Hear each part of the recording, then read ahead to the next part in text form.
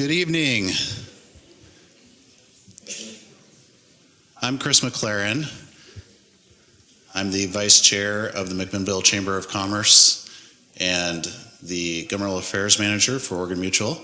I also do their internal audit and their compliance management. And I'm delighted to be here today to welcome you in front of Rep. Noble and Senator Boquist, who is delayed a little bit. Let me go over some housekeeping here. If you guys can all scoot to the middle, we have a lot of people, so if there's an open chair, just scoot. Sounds like we're full. Okay. I just want to let you know we're live, and we are on KLYC Radio, 1260 AM, and we're also streaming live on klYC.us. I want to acknowledge some of the elected officials here today, so if I saw you, please stand up. Mayor Harry Cooley from Sheridan, Commissioner Stan Primizich, Commissioner Rick Olson, Commissioner Mary Sterrett, and do we have any other elected officials here today? All right. Well, thank you for your service.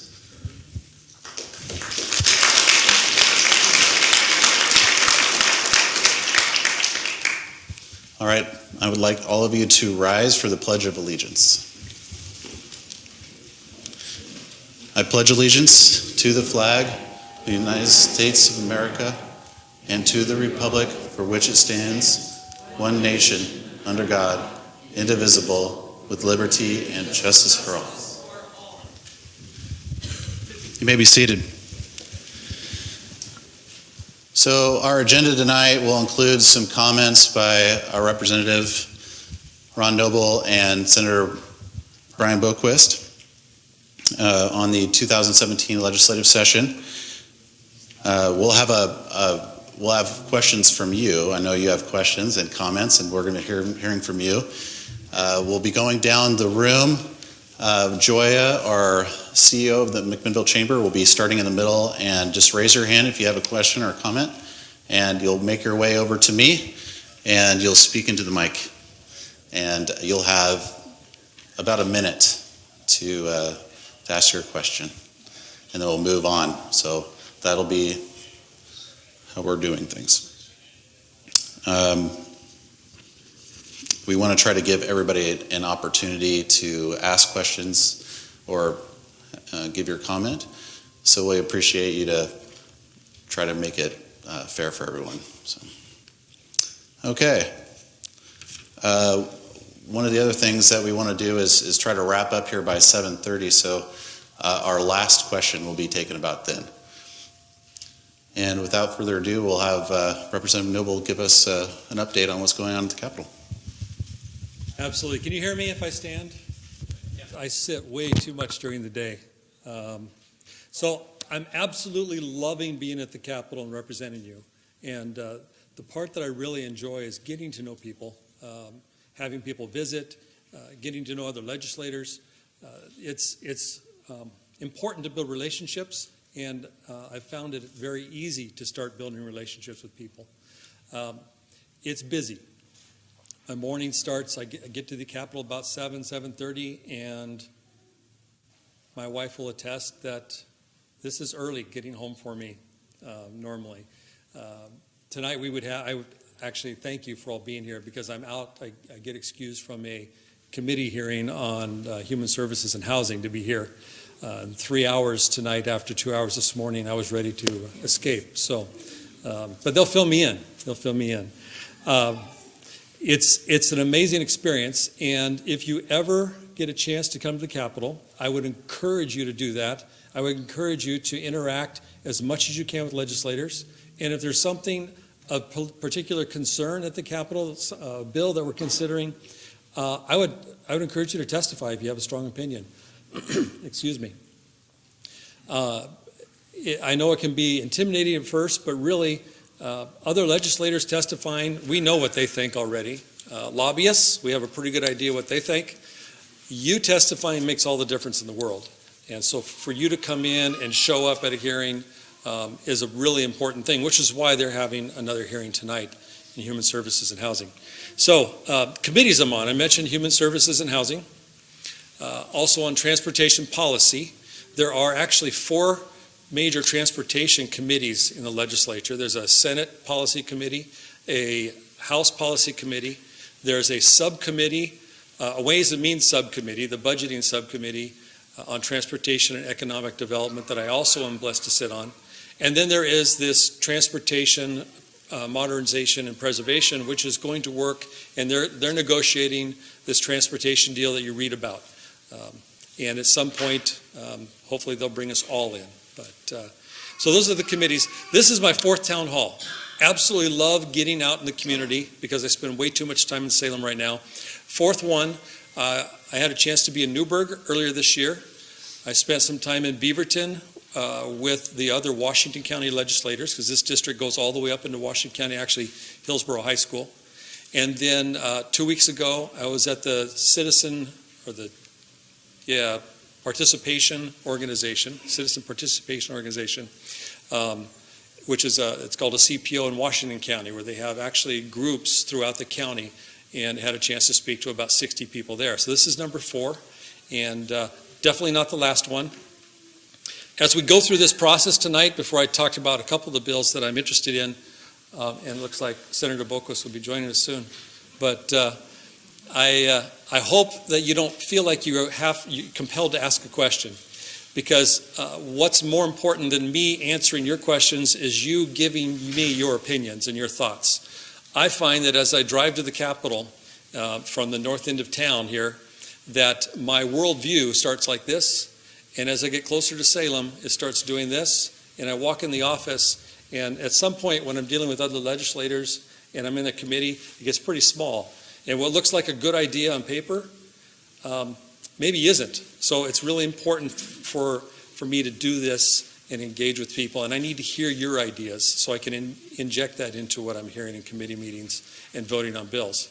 So we've had a few controversial bills lately, and I'm going to start off with that because I've already been asked several times. We had one just earlier this week, House Bill 2004, which deals with rent control. It deals with some housing issues, and I want to start off by saying that there are some major issues we have throughout this state in housing, not just in Portland. Anybody try to buy a house in McMinnville lately? Anybody try to rent a house in McMinnville lately? There's some issues. And in 2008, when we had some economic difficulty, we quit building. And we have more people coming into the state. So we have a shortage in supply. We're trying to work this out and make sure that we deal with people's issues today without stifling growth in the supply for tomorrow. My belief is that the bill that was passed by the House and has sent on to the Senate actually exacerbates the problem. And that's where we have a split. If you watch the vote, it was actually split pretty close. But I just don't believe that the House Bill 2004 and its provisions would actually provide, well, I know it doesn't provide any further supply, and it does nothing to reduce rents today, just limit rents tomorrow, which is not a bad thing by itself. But I think also it's going to reduce supply, actually, and cause rents to go up. And I believe we will be faced in 2 to 4 years with a larger problem, and the legislature will try again to fix a problem that is larger because of the way they're trying to fix it now. That's my own belief. There are people in the legislature, friends of mine, who believe opposite, but that's a big one. We had last week a bill on fair pay, equal pay. And even though it was billed as equal pay, it really was a punitive damages bill, which punished the employer to the extent of punitive damages. It had really, the law is already there with regard to equal pay for protected classes. We did try to add veterans to those protected classes, but the bill we ended up with was essentially the same protected classes. However, now if you're an employer and you're found guilty, they have an ability to seek punitive damages, which could be millions of dollars. Which, by the way, if you know how that works, the employee that was victimized doesn't get that money. They get a small percentage. The state gets 30%, the attorney gets 30%, and then the employee who's victimized gets a percentage as well. So it's really punitive. It was against split party line. It is billed as the equal pay, and those of us who voted no because we don't like punitive damages, or I'm sure we're going to be billed as voting against equal pay for whatever class you are, female or racial equity or whatever else. But that law exists. And the third one that I know, and I've had people visit me in my office about this one, has to do with being able to effect a name change through the court process. And it's a great idea. Right now, you're required to post that for, I think it's 14 days at the courthouse. Pardon me? 28 days at the courthouse. Thank you. Correct. And there are people that's a problem for, and I understand that. It was introduced as a bill to protect transgender people who want a name change or a gender change, and without going through the embarrassment or, quite honestly, sometimes a harassment that pursues that. There was an amendment proposed to also include other people in our society that may need a name change without going through that 28-day public notice. People who are victims of domestic violence, people who are victims of sexual assault, people who are victims of stalking protective orders, foster children who have abusive parents and they're trying to be adopted and want to change their name, a whole host of people that we need to protect. And this is a great vehicle to do that. Unfortunately, this one ended up splitting because the amendment was not allowed to go through. And I'm going to just, my own personal feelings, I think that's wrong. I think it was targeted for a specific population that needed this protection, but it was absolutely not in the best interest of the total population for the state of Oregon, because there are a lot of people that need this protection. That's another one that I voted no on because I had a problem with limiting it. It wasn't good for everybody. I think there's going to be another bill that does that, which is a good thing. However, we're now spending more time and more of your money to repeat what we could have done with simple amendment the first time. And that's not effective, that's not efficient, and that's not why you elected me. We want everybody to be protected equally. And I know there are people who disagree with me, but those are three major ones that I know that I've taken votes on, and I expect people will have questions tonight, so I thought I'd just get ahead of it. You're doing a great job. There you go. There you go. Well, that's the next. The next step would be questions, but I think I'll turn over to Brian because he needs to talk. I don't need to talk. I'm going to talk all day. I'm Brian Boquist, the state senator for this district. I apologize for being late. We had a long veterans hearing today that was dealing with memorials for victims, and I didn't feel right walking out on deceased parents of dead victims in the middle of a hearing. I serve, my district actually is not just your area. It goes all the way up to Hillsborough, across to Forest Grove, and all the way down to Lane County, and then shoots across into Jefferson in the south end, so it's a much larger area. I just want you to know, though, we get paid exactly the same, which is something like $1.98 an hour. And so if any of you don't like what I have to say, please fill out a form and run against me in the next election so that you can, take over the $1.98 an hour. All joking aside, I mean, the legislature you have is a citizens legislature, I think, as you all know. There isn't a lot of staff. I mean, we get exactly the same staff budget, and so you have pretty much one full-time person or a couple of part-time people. So when you email our offices in a session, there are 3,000 plus bills before we get done. Less than 500 or 600 of them will ever become law. Half that came out of the House that he's talking about, I will apologize right now. Most of them we haven't even looked at in the Senate because we wouldn't look at them because half of them that come to our chamber will never even get a hearing because the majority chairs that schedule those hearings. And then once it gets scheduled for a hearing, we start looking at it. I actually sit on the Joint Committee for Transportation, which is a temporary committee of both chambers. I'm one of the co-vice chairs of that. I also sit on the Joint Taxation Committee, which is just actually a really keen little name for tax credits, and we get to decide which tax credits are going to go away, so it's not, don't think we're out there raising your taxes on Joint Tax Credit Committee. And then I sit on the Senate Revenue and Finance Committee in the Senate.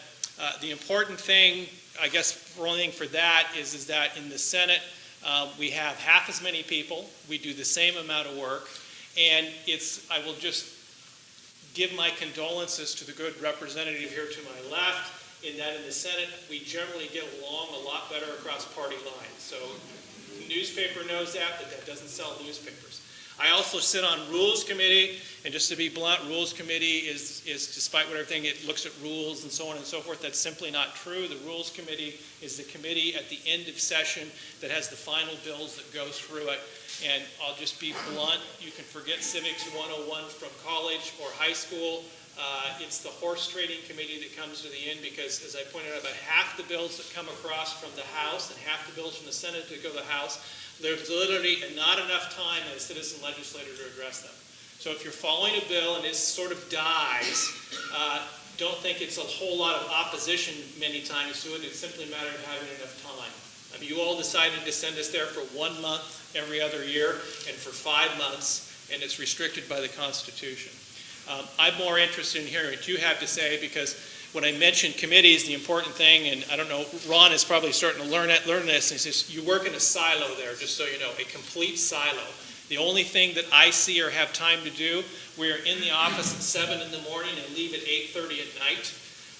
And the only thing you're working on is the committee that you're assigned to, and committee bills are there. So many times people will call you up and say, well, what's your position on House Bill 2789?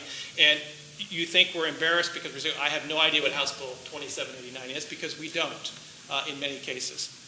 On the Senate side, it's the same thing that the Senate does. So I think the key thing is to turn it back over to Ron and take questions, and more importantly than questions, is if you have opinions on something that you know about and think's going to move, then now's your opportunity to tell us. Just keep in mind that it's a very religious building.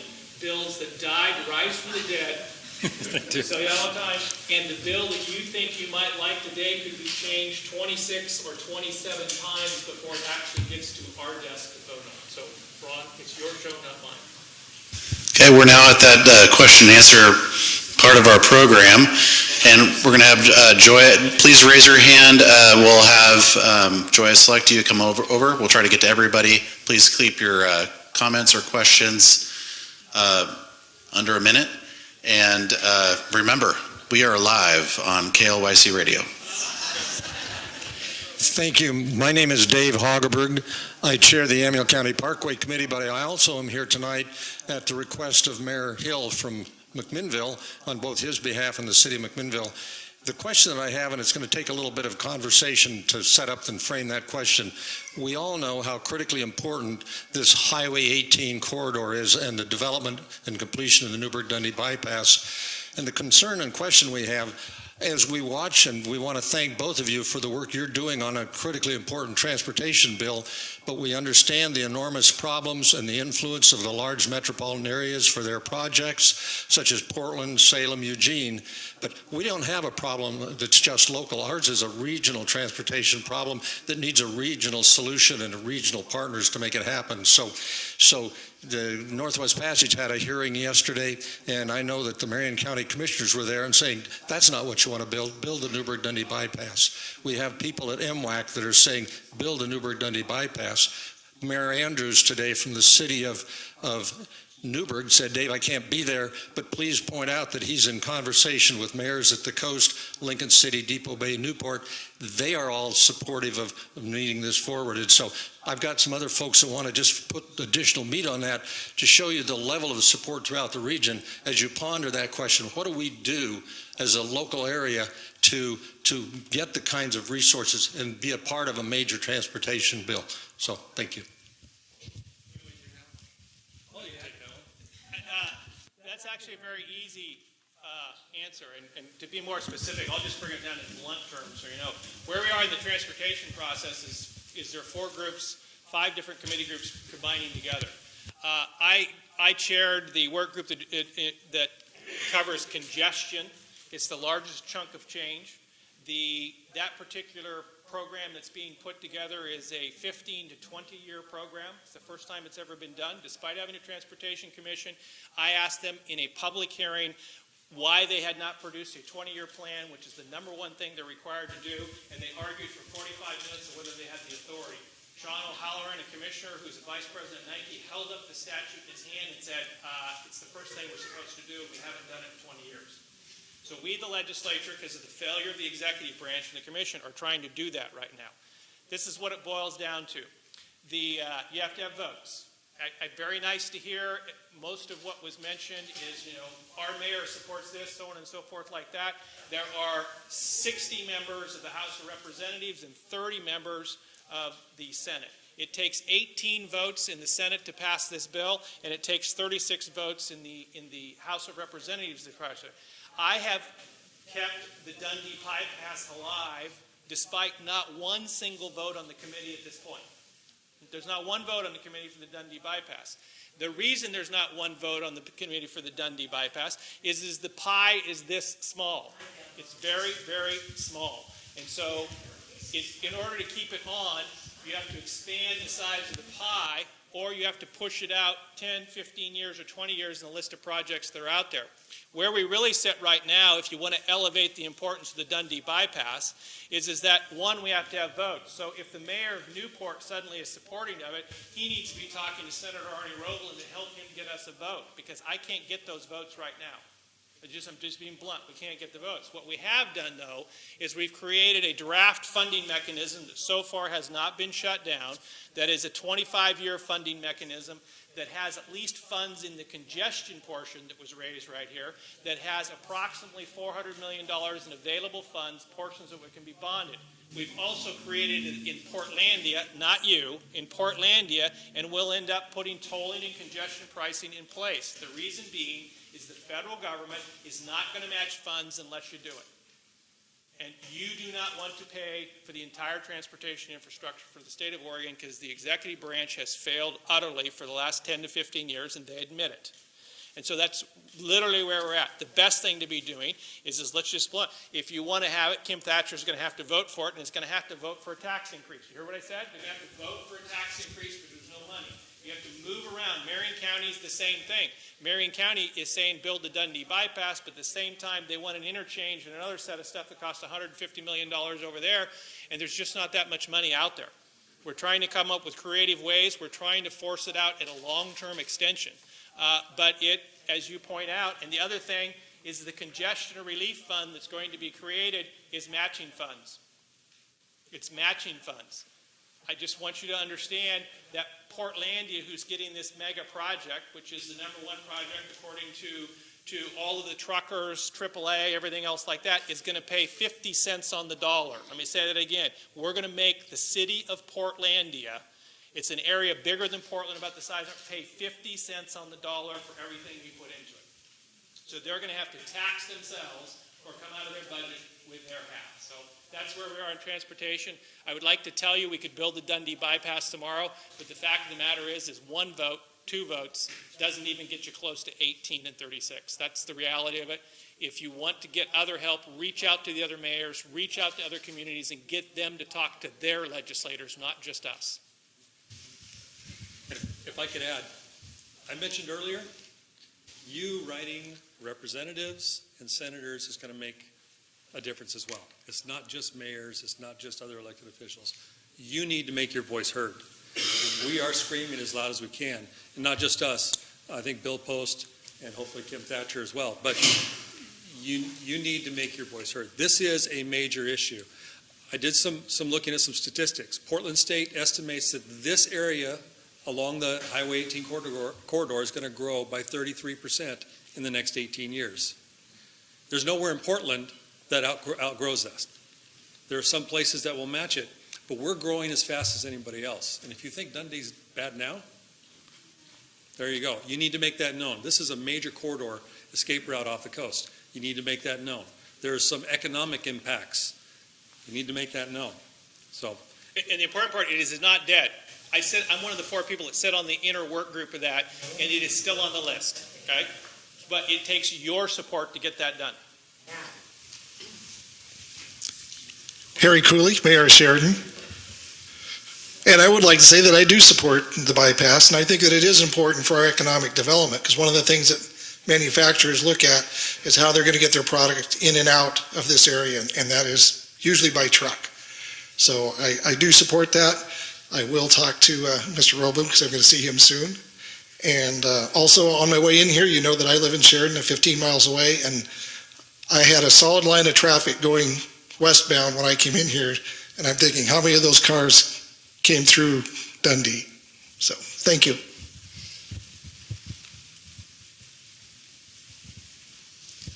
Thank you. Stan Premzich, Yamhill County Commissioner. Really appreciate you gentlemen being here tonight to listen to us. As you pointed out, you're each a vote, and I appreciate that because I'm one vote in the county also. But what we're talking about here is critical to the lifeblood of our community. We are growing because people are being pushed out of Portland because of the high prices. They're coming to Yamhill County. We need affordable housing. We need a transportation system that makes it possible to grow our economy. And the only way that can happen is if we open that corridor. And even though we have built the one piece that's going to exacerbate the problem that already exists, we need to get the money to do the rest of it. We've already spent $250 million and we haven't fixed the problem. We need to spend that much more to fix the problem. We need a minimum of the amount of money that's necessary to do the engineering and design work of that piece from 219 to 99W, because then we will be shovel ready and we can get some federal funding. Right now we're in a catch-22. We're not shovel ready, so federal dollars aren't coming, and we need the state to pony up at least that $22 million. So really look for you guys to drive like crazy, and you're very popular over there, so get some of your friends together. Thank you, Chris. Representative Noble, Senator Boquist, as you know, I've had a chance to speak to both of you before on the issues regarding the bypass, but tonight I'm not going to speak as a Yamhill County Commissioner. I'm going to speak on behalf of a Tillamook County Commissioner who had a late meeting in Tillamook. They were hoping they could be here, but it's evident they're not here tonight. They want to know, the question they have, everybody realizes that the Highway 18 corridor is vital for the economic development of the mid-coast and not just the West Valley area. But their question is how much does the legislature look at funding infrastructure projects as part of the resiliency plan for a large Cascadia zone quake, and how they tie the two together? I'll be glad to answer that one. Actually, I mentioned the escape route off the coast. The primary highway designated as part of that resiliency plan is 97, because there's an expectation that pretty much everything this side of the Cascades is going to be wet. So not that that's doom and gloom, but that's from a planning perspective, Highway 97 is number one. Then there are a bunch of routes designated number two. Highway 18 is one of those. It's a major escape route or emergency evacuation route from the Central Coast, as you mentioned. And that's already been, actually I got that from a presentation from ODOT in one of my transportation committees and the governor's office. So it's there. It really is a matter of competing for limited dollars. And your voice is what's going to help make that decision. Hi, I'm Jody Christensen, Executive Director for the McMinnville Economic Development Partnership. Our job is business development, and I appreciate the time and energy that you're spending on this, and I certainly appreciate that there's limited dollars. But I want to talk about jobs, and I particularly want to talk about Sheridan and McMinnville. Sheridan had an expansion into their community, 200,000 square feet of production space has gone to Forest River. That's 300 jobs in that community. That's an enormous impact on that community. But those people are going to have to move throughout this county. And not only that, Forest River is the second largest RV manufacturer in the nation, and they move all their products by truck. So that will be essential. And then I want to tell you that McMinnville has made a goal of 1,500 jobs in 15 years. And to do that, we have to deliver 11 jobs per industrial acre in our city. And to do that, we have to attract new investment. And the two top issues that site selectors look at when they look at a community, labor and transportation. So without this bypass being fully completed, it puts rural Oregon at a disadvantage in being globally competitive. We have the property, we have the people, now we need the transportation. Good evening, I'm Deneen Keller. I'm here on behalf of the Confederated Tribes of Grand Ronde. The tribe has been a strong supporter of this bypass from the very beginning. In fact, the tribe has provided financial support for phase 1 of the project. This project is critical, and I'm echoing what you've already heard, but it is critical to the tribe, its enterprises, its employees, and to the community of Grand Ronde and the greater Yamhill County, Polk County area. As I'm sure most people know, Grand Ronde is facing some competition from a casino that's planned to open shortly, maybe as early as the end of this month, in Washington. That's jobs possibly and money leaving the state of Oregon and going into Washington. It's critical that we provide an easy, effective, safe means of travel for customers to move from the Portland metropolitan area out to Grand Ronde, and for our employees, both at the government, the casino, and other enterprises, to be able to get to work. It's critical that the tribe be able to maintain and preserve the jobs that we have as one of the largest, if not the largest, employer in the area. So it is incredibly critical that this project be completed and that phase 2 begin.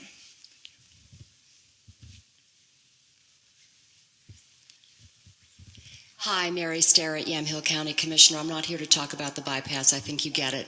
I'm here to talk. Actually, I want to thank both of you.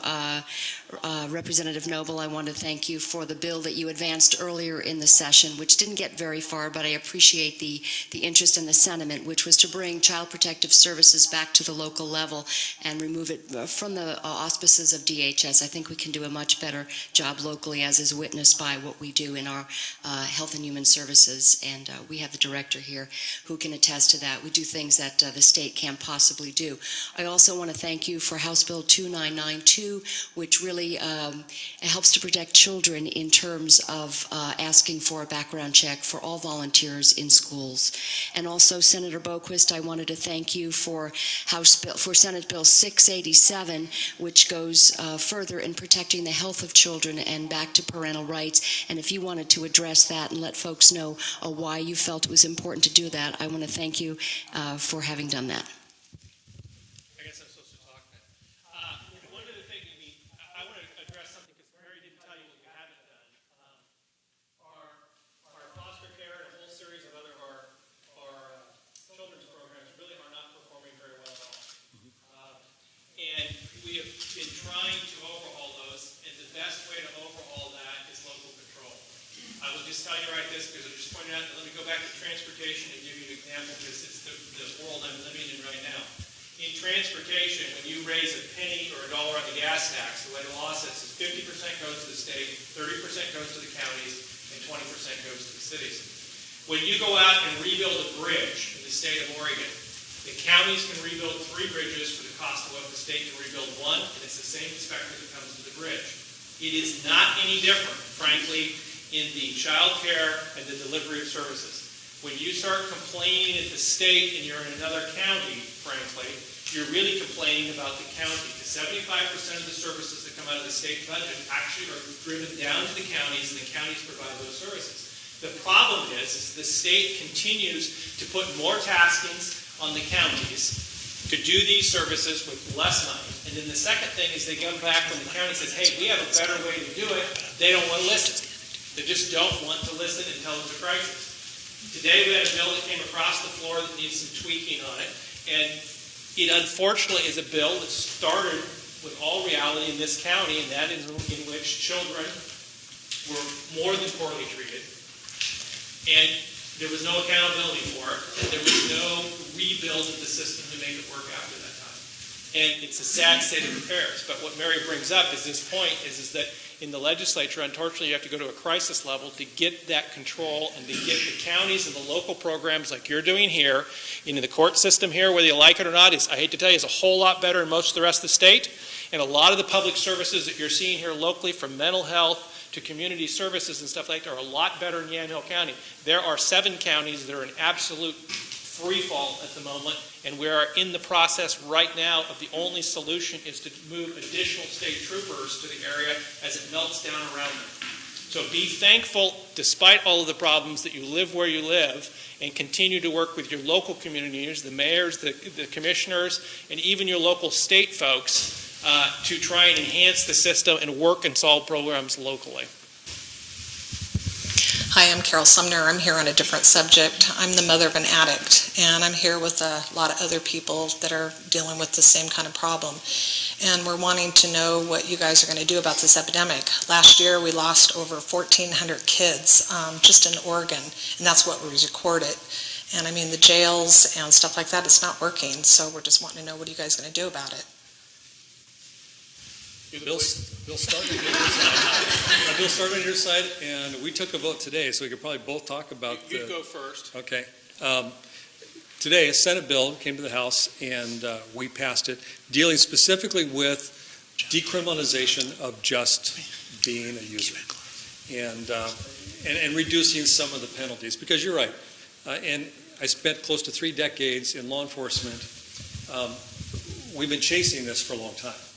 One of the things that it was really important to us to negotiate, when I say us as legislators, us as law enforcement, I'm still tied to that community, is making sure treatment programs are in place, making sure opportunities are there. I'm going to go back to what Brian, the senator, was talking about, is you have a great resource here, and I saw the rentals here, but Provoking Hope is one of those resources you have locally, which is a combination of private nonprofit and county working together to provide that opportunity. It's critical that we work with people to deal with addiction. Can I say one thing? Sure. My son tried to commit suicide, and I called 911, and instead of taking him to the hospital, they arrested him.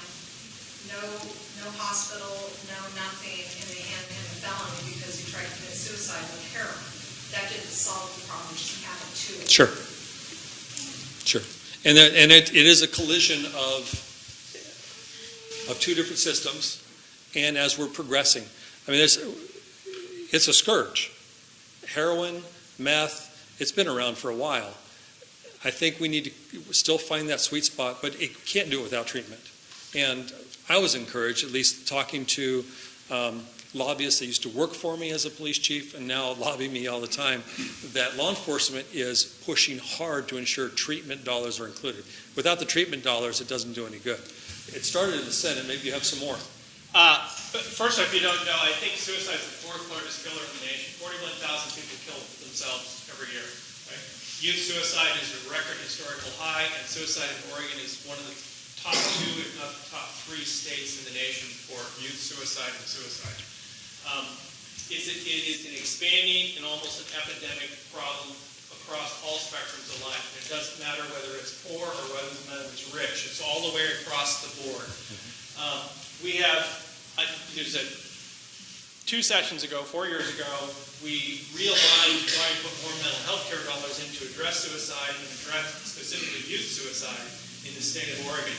Now, interesting enough, and I don't serve on the healthcare committees, but interesting enough, it doesn't matter whether you want to call it the Affordable Care Act or Obamacare, that combined with the state, we expanded some $250 million into the mental health care arena in the state of Oregon. And I don't know if there's any folks here, but they have the same question that I have, and that is the level of service has not increased. And the pushback we get from, unfortunately, the healthcare community is that, well, we backfilled other money. Well, I hate to go back to MD bypass. It's $332 million. If we had $250 million of mental health care and we provided no additional services, where did it go? Who got the money and what happened to it? And that's the sort of things that we have to address before we start expanding programs. I just have to tell you, I don't see it getting tremendously better quicker without local community support. And I know that's a tough hoe. I think some of you know that I have faced the same problem myself personally. And so I'm very well aware of that, and we'll continue to try and push on those issues and try to free up dollars to come back to the local communities. And I'm slightly hopeful in that, despite the rhetoric you see out there. I want to dispel a myth if it comes up, and I'll just give you another budget cruncher number, because I'm in the revenue committee, is that you keep hearing the tremendous rhetoric about the shortfall in the state budget. The fact of the matter is the state budget had $1.3 billion more in additional funds this session than it had last session. The next thing is the overall cut to the healthcare community, DHS, OHA combined, is 8% is what they say they're short. They say they're short 8% in over a $19 billion budget. That does not translate to 334,000 individuals losing their health care. In the end, it makes good news media, it makes good rhetoric, and it makes 6 o'clock. But the fact of the matter, those draconian things that they're saying out there are simply not going to happen for the most part. We do need to reprioritize. That leaves us at education. I'm a big fan of the bottom end of the education ladder and keeping things and fixing them at the lower ends of K-12 and not at the higher ends outside.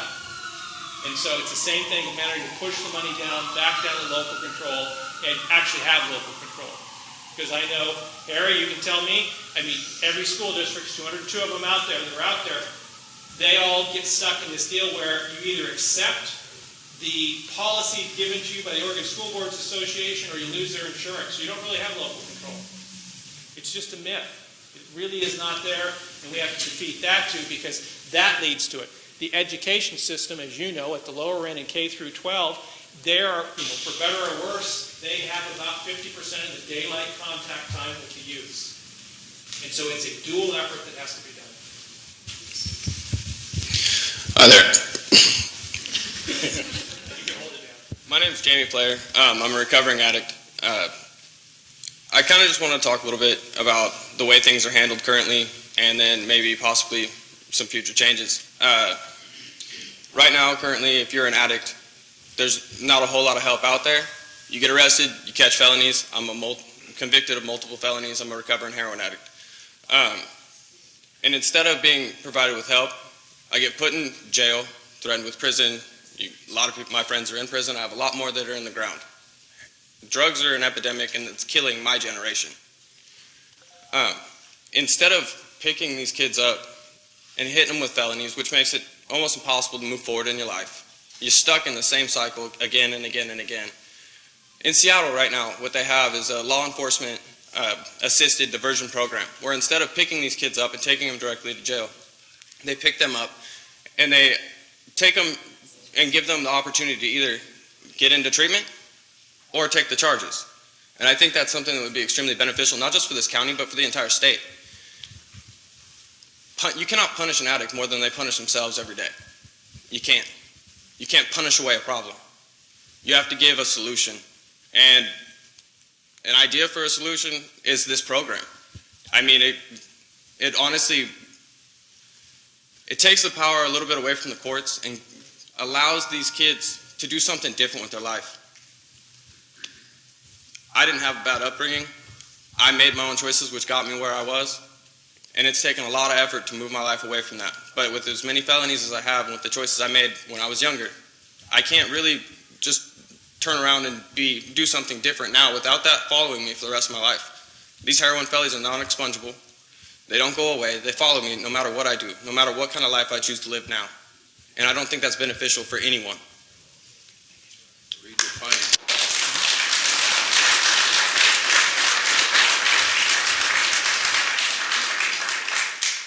My name's Justin Martinez. I just came up here from Portland to address this addiction problem. And what he was saying about having a program, I have a program. Mine is probably one of the last ones in the country that is free for those underprivileged who don't have insurance and can't get into someplace. And, I've been doing this for 30 years. And what I see here in this city here from talking to some of the people here is that you need a home. I have one right now in Portland where I have 29 men living in that home, and I don't charge them a dime. And they're there getting help. In fact, I brought a young man with me that's from your community that I took with me back about 16 months ago, who is now ready to go out, and who knows. I mean, I would like to bring a home here so that when your police officers do pick somebody up, they have someplace other than the jail to be able to take them, someplace where we can bring them. But, you know, just like everything else, I don't take state funds, and I don't take federal funds, and I don't take insurance. And so I need the community to come together and to be able to help us. But I would be more than willing to be able to bring a home here. You know, not just anybody is going to give their life over to run and teach these guys, and not just anybody can do it. And so, you know, we're more than happy to bring somebody to your community to help you, but I need your help. I really, really do. And so I'm willing. There's an answer, you know, if you guys want one, but, you know, I need you to dig into your pockets and be able to say it's important enough for you to fund it.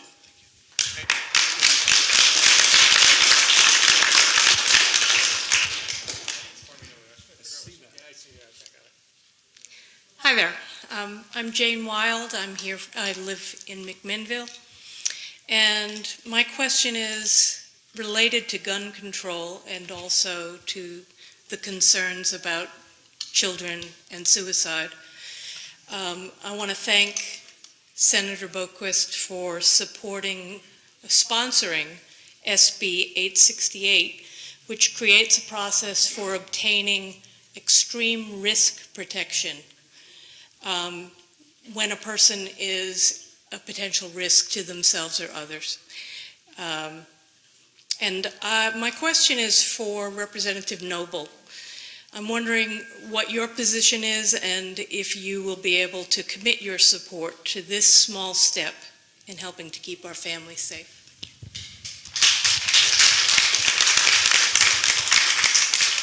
So, as was explained, we don't normally even pay attention to what goes on in the Senate, just like the House, until we get there.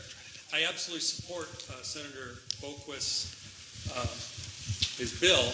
I have an absolute desire to make sure that people who should not have firearms do not have access to firearms. That's an easy one for me. I was in law enforcement for 30 years, so due process under the 14th Amendment is important, and search and seizure issues under the 4th Amendment are also very important to me. So I look forward to seeing what the bill looks like after it comes out of committee and how those things are processed when it gets to the House. And I would anticipate being able to make a pretty smart decision then as to that specific bill. The overall umbrella, again, is there are some people who should not have weapons. But in order to actually make that happen, we need to make sure we follow other aspects of our Constitution until that's changed. And there's big amendments coming, so you'll support it. I'm sure. Thank you. My name is Marcia Bacon. I live about 12 miles south of McMinnville. I have a small farm, have wine grapes and beef cattle. And I'm here today to ask you to comment on a comment that was made by your GOP chair in regards to Portland being considered or declaring themselves a sanctuary city. Your chair then came out with a statement that says, and let me quote here, he says,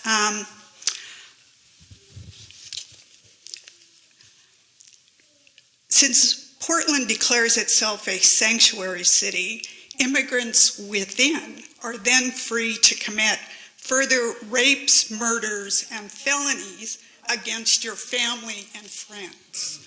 I'd like you to comment on that, please. I'd be happy to comment on that. First off, let me clarify for you that I don't agree with the GOP chair, but if you want to try and make it a political issue, let me tell you about how the legislature really works. We represent you, the people, in the community. Despite the rhetoric you see out there, the voting politic, over 40% of it are independents that elect us to go out there and represent you. It's very easy for both political parties, Democrats aren't any better than Republicans at the party level as far as I'm concerned, to start jacking jaws and inciting violence on both sides. You want to see how that works? There's videotape of what happened in the state capitol, which almost got looted 2 weeks ago. So I would encourage both the Republican chair and the Democrat chair, and especially United States Senator Jeff Merkley, to stop trying to incite violence on both sides of the aisle. The rest of us are out there trying to do bipartisan work, for trying to work across the aisle, because that's what you have to do. Don't depreciate either the political party chairs or politicians who want to get elected in Washington, D.C., mucking up our cities and our counties and our state.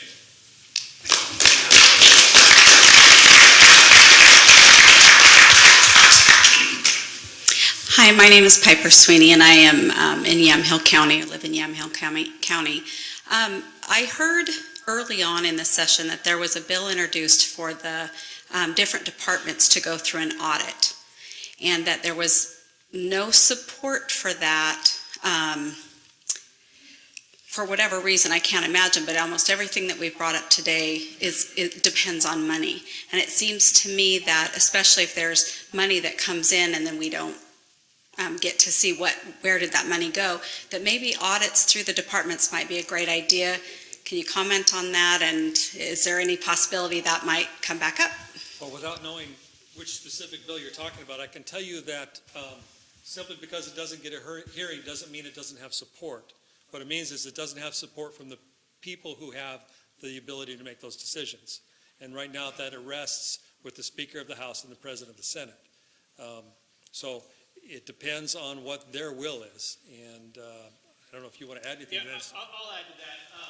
And I don't really want to cast aspersions inside the legislature, because it doesn't do any good whether you agree or disagree to start throwing disparaging comments about a Democrat representative or a Republican senator or so on and so forth, because we have to work together on a day-to-day basis. And believe it or not, we actually eat lunch together. It's not, I know it makes good 6 o'clock news because, this party chair did this or that party chair did this and the media said this and that, but it doesn't help at all because we have to work together. The interesting thing about audits is you would think the state of Oregon had learned, because you all know what happened to Cover Oregon, you all know what happened to the DMV IT project.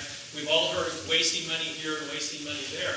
And the challenge is of course, we have a citizen legislature. The legislature really has no legal authority to do audits and reach out and do those sorts of things.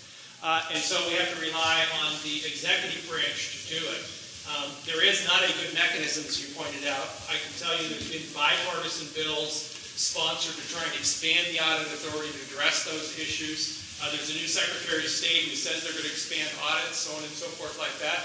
But I don't need to tell you that the largest quantity of lobbyists that oppose bills in the state Senate and the state House are from agencies. The same agencies you just referenced. And just pick your agency. It doesn't matter if it's the Psychiatric Review Board or it's DHS. They don't like to have their dirty laundry put out.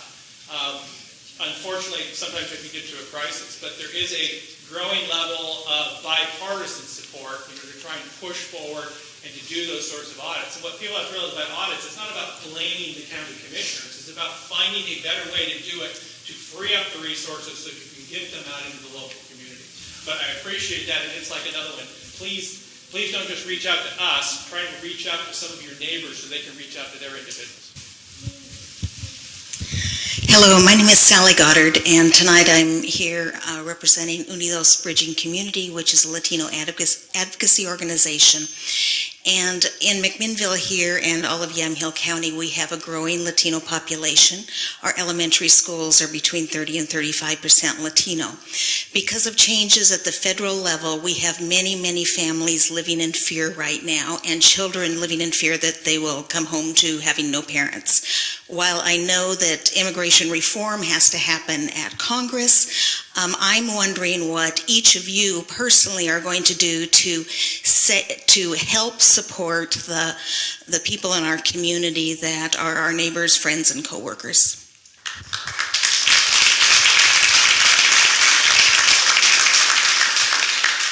So there was a question earlier about sanctuary cities, and I think most of you know back in the 80s there was a law created that law enforcement cannot enforce federal immigration law. It's one of those things, actually. Law enforcement locally aren't authorized to enforce any federal laws, just like federal officers aren't authorized to enforce state laws. It's two different governments, two different areas.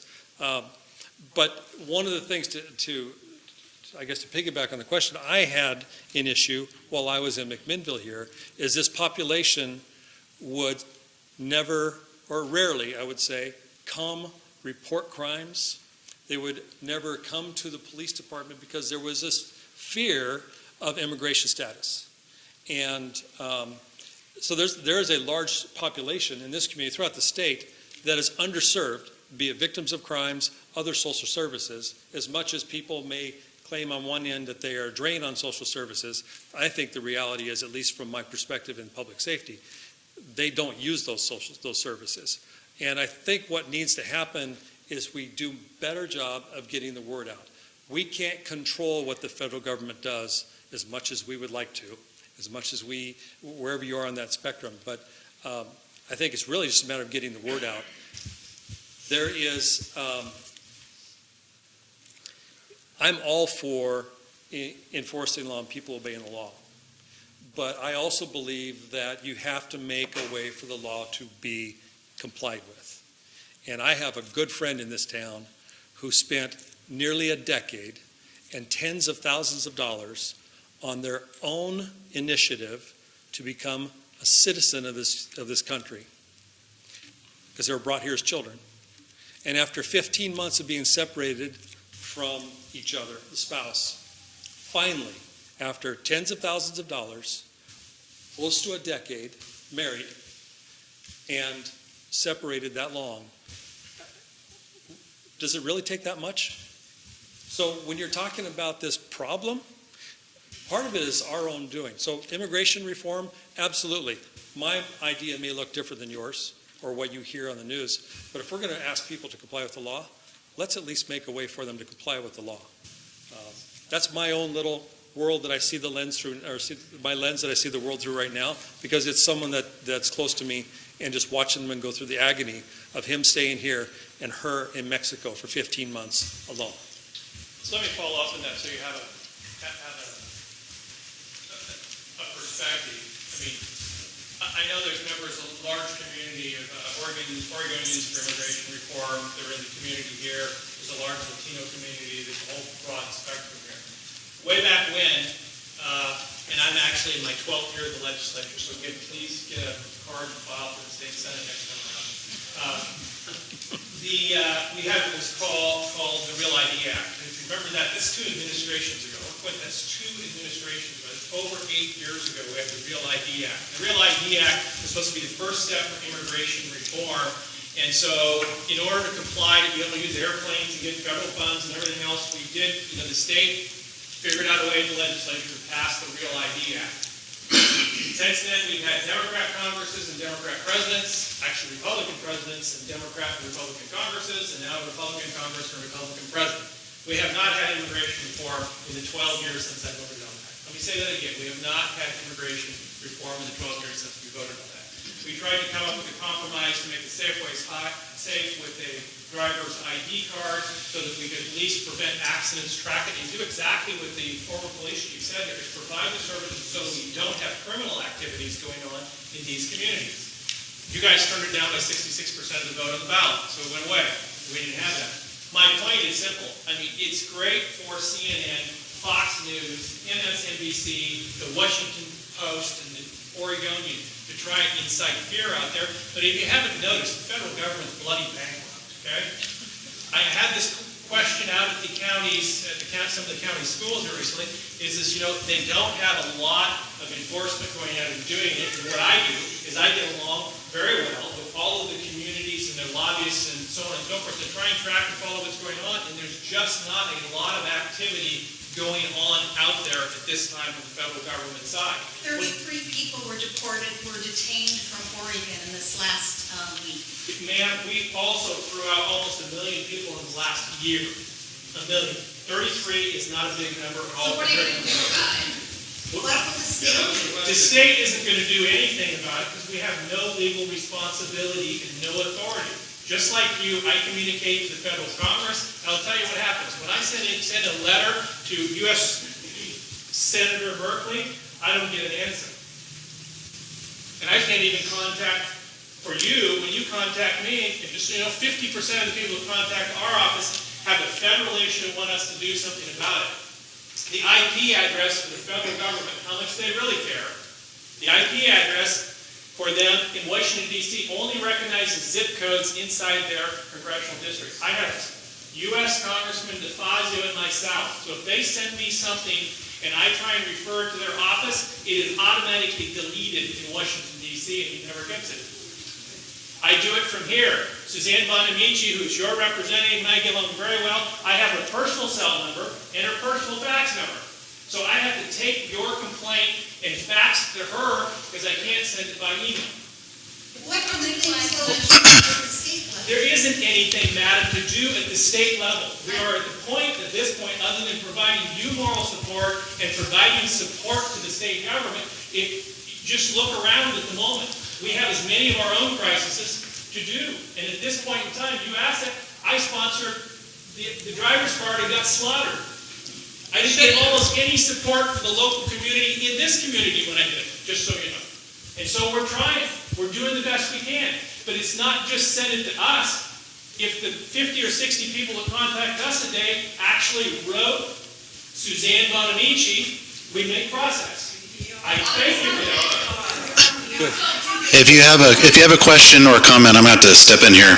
There's a line, so we want to make sure that everybody gets a chance to talk, and you will. But let's make our way that way. And Joya will be calling you, so just raise your hand. So I'm John Pitney from here in McMinnville, and I'm here because I'm concerned about climate change, kind of world we're passing on to our kids, including the kind of jobs we're passing on. So I really wanted to know where you stand in relationship to Senate Bill 557, and there's one that matches it in the House. The 557 is called the Clean Energy Jobs Bill. On the other side, I think it's called the Healthy Climates Bill. What it is a cap and investment strategy that places a price on emissions. In 2007, the state of Oregon passed emissions goals, but with no strategy to meet them. So the cap and investment strategy puts a price on emissions. The goals are ratcheted down over time to meet the goals of the Paris Accord for the state of Oregon. And allowances for polluting are issued to the industries that emit 25,000 tons or more a year. And those allowances are traded at periodic auctions, which creates revenue. The revenue is reinvested in clean energy jobs, in retraining, in energy conservation, et cetera. So where do you stand with that? At the end of the last session, money was allocated for a study to be done about the impact of such on the state of Oregon. One of the things that it showed is that it would create $700 million a year revenue for the state. Thank you. It's a Senate bill, I'll take it. Okay. I don't know where the position is. You probably know more than I, because I'm not on that committee. We are presently looking at how to make the low-carbon fuel standard that was passed into law. I voted against it, just to be blunt with that. And now we're trying to figure out how to overhaul it to actually make it work to do many of the same things that you're talking about over there. That is actually part of the transportation discussion that's going on right now. There's also discussions on how do you address, what you're saying is do you change the entire tax code? I'll just be blunt here. You do not go just tax carbon like he says, but change the tax code into a different method of how the methodology you have you go it. Most of those major pieces, though, have to be referred to the voters. So trying to get everybody enough agreement to then even elected officials, get this, to have the constitutional fortitude to put it on the ballot and send it to you guys even takes a lot to do in that matter. There are a handful of other climate change bills that are out there. We have to be good stewards of the environment if we want it to support us in the future. The challenge is just trying to figure out what is the depth and the details of the bill. As I said, most of the climate bills, the low carbon fuel standard, when it passed last time, I think had 28 versions of it. And so we shall see a little bit farther line, but if we aren't stewards, I don't care whether you support climate change, global warming, or what you want to call it, but if we're not stewards of our own environment, it's going to catch up with us. Hi, thank you. My name is Susan Watkins. I live outside town here, 1.5 miles from Riverbend Landfill. But I would love to ask you to do everything you can to close that down, especially since it's on Highway 18. But I really want to talk about something else, and that is that in fighting the landfill, I've discovered how dysfunctional our agencies are in this state. DEQ leads the way. We all know what a mess they've made of water monitoring and air quality monitoring. Within DEQ, there are 3 silos, water, air, and land. They don't seem to coordinate with each other when there are projects like a landfill that affect all 3. But it's not just DEQ. DEQ will say something is not our responsibility. For example, the dust that's tracked outside, that's ODOT. Something else will be state land. Something else will be the Army Corps. Something else will be Dogami. And all of these agencies just pass the buck. And I'd like to know what, if anything, we can do about that. Thank you. Give it a shot. One of the things I've learned in my short time with the legislature is just that. There is a lot of finger pointing. Not every agency and not every time, but there are too many, areas where things fall through the cracks, and then it becomes someone else's problem. And I think the biggest thing, both as legislators and as people, is to start putting pressure on the executive branch. We don't control those agencies. We, in a way, have a little bit of say on funding, and we have input, but really the governor and the executive branch run separate from the legislative branch. If you have any ideas regarding legislation, I don't know if we have I think y'all learned how to play well really together in the sandbox in kindergarten. You would think people on the same team would do that, but that's not always the case, and I apologize for that. I don't know if you have anything to add. Let me correct, I guess, go back to what I talk about in the middle school and over here at Dunaway and out of date and everything else. I want you to understand what the perception is and how the reality of the legislature works. We have 2 authorities. We have the ability to pass a bill, which is called redress. So if this lady here brings an issue to us and she wants us to try and pass a bill for it, we have a constitutional responsibility, if she hasn't got redress, to formulate that bill and try and pass it. It's a very difficult process, and the reason being, there's only one vote that matters in either chamber. The first person that is elected is the presiding officer. That presiding officer from there controls everybody appointed to a committee and where every bill will go, whether that bill will live or die. This myth about we all debate bills around back there is not very true. That's the reality of the process. The second thing we do is we pass the budget. The budget is done in a joint Ways and Means process in which 2 people, and it's not the 2 of us, I can tell you that, sit down in a room and they negotiate the basic framework, and then they go to 2 other people. That first person was elected, the President of the Senate and the Speaker of the House, and they negotiate back and forth, and major portions of the budget are decided that way by 4 people in total. So when we pass a bill, whether it's a landfill bill, whether it's an immigration bill, whether it's the driver's card bill, we have 0 authority after that. We don't even have, it was mentioned earlier, we don't have audit authority. Unlike the federal government where you see they can do a 6 o'clock news and say we're doing an investigation and they're going to go on a congressional junket to see the Veterans Administration hospitals and all this, we have none of that in the state of Oregon. Your citizen legislature has no authority. To get an agency to come answer your questions, and you're in the minority, sorry, Ron, and not senior, you don't have a lot of options. You really don't. You ask them to answer the question. If we're in session and it's a local constituent, and Ron will attest to this, we can send it to the agency and say, please help this lady. And sometimes they will and sometimes they won't. Other than that, they don't do it. Now, I've been in there far too long. I've been there 12 years and I'm on the Revenue Committee, and they can't raise taxes without 18 votes, so they need my vote to raise taxes. So I get a little bit more leverage. Just be blunt. I can tell them, no, we're not doing it unless you do X. But that's the only leverage you really have in this system that's out there in the legislature. So everything, the DEQ, it's a strange system we have. The DEQ has a commission that's over the top of it, and it's appointed by the governor, and the governor doesn't hire the DEQ director. You didn't see the news last week. The governor fired 3 members of the DEQ commission. It's the largest amount she's fired yet. But the executive branch, even the governor, doesn't even control all of those agencies when she goes out. We just passed a bill out of my committee when we got done with the Cascadia earthquake drills and emergency planning that was going on. About 5 of the agency heads that the governor supposedly controls didn't show up.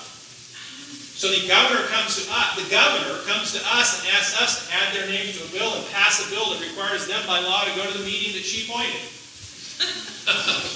That's the reality that we live in. We're a commission and board state. So, I mean, it takes more than just contacting us. You have to bury the governor's office too, and many times you have to figure out if we can help you do that. If it's a board or a commission, you go after the boards and commissions, because raise your hand if you're not a paid politician. You are the people in the boards and commissions. If one of you wants to volunteer to go to a board and commission, and we have almost 75 or 80 of them, please send me your name and your interest, and I can get you the forms, and since I sit on the Rules Committee, can help get you appointed to that board to help us make those changes. Give us that information. Yeah, seriously. Ask it out.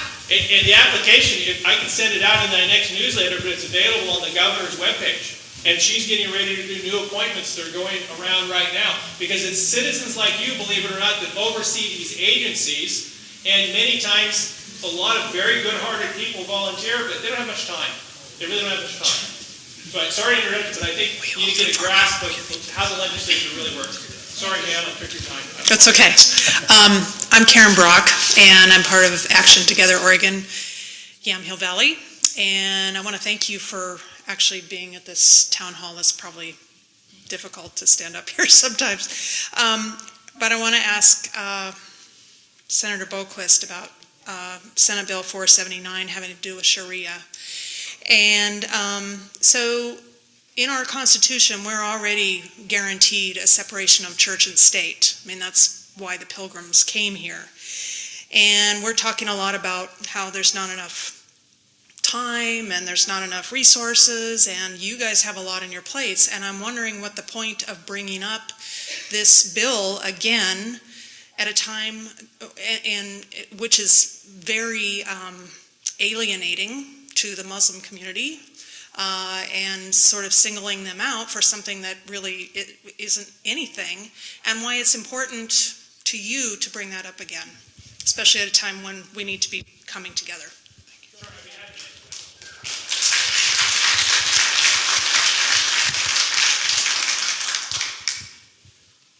Even legislative council makes mistakes. I've had 3 priority bills that have to be rewritten. To answer your question, if you remember that bill from last session, one of your fellow citizens asked that that bill be put forward. And what he's trying to do is have the laws of Oregon ensure that no foreign influence, whether it's Muslim, whether it's Jewish, whether it's Christian or anything else, because the courts have done some really weird things lately, not related to Sharia law. And he brought the bill forward because he didn't get a hearing last time, and I asked the constituent, do you want to expand this to what the U.S. Supreme Court has said is valid, which is foreign laws, all religions, so on and so forth like that? And he said no. And so I sponsored the bill, just like I can sponsor a bill for you that's a counter because you're my constituent, and the courts have ruled both directions on the issue. So normally, and this is a law, this is one, and I'll take the hit on this for not catching it from legislative council. Normally under the law, if any one of you requests a bill, this applies to Ron, to me, and every Democrat and every Republican in the legislature, is if you ask for a bill, your name is required by law to be put on that bill. Now, you all see these mystery bills that come out there? That's because, unfortunately, the mechanism for policing the legislators who failed to follow that law is you vote them out of office. But it is a law. And so you will see, and I've done this not only for the Sharia law, I've done this for a whole variety of laws. Some of you in this room I've sponsored bills for looking around here. And you bring your issue before, you don't get a hearing. The only thing we're required to do under the Constitution, once again, is give you redress and access to do a bill and pass the budget, which only 4 people do. And so, unfortunately, whether we agree or disagree with the constituent, and for the record, his name is Ted Campbell, it's in the record, I will continue to do that so there's a discussion. There's at least it allows you to have a discussion. What I don't want to do and don't want to support is say, I won't take yours, but I will take yours. Because when you get down to that, that is no longer a democracy. That's the problem.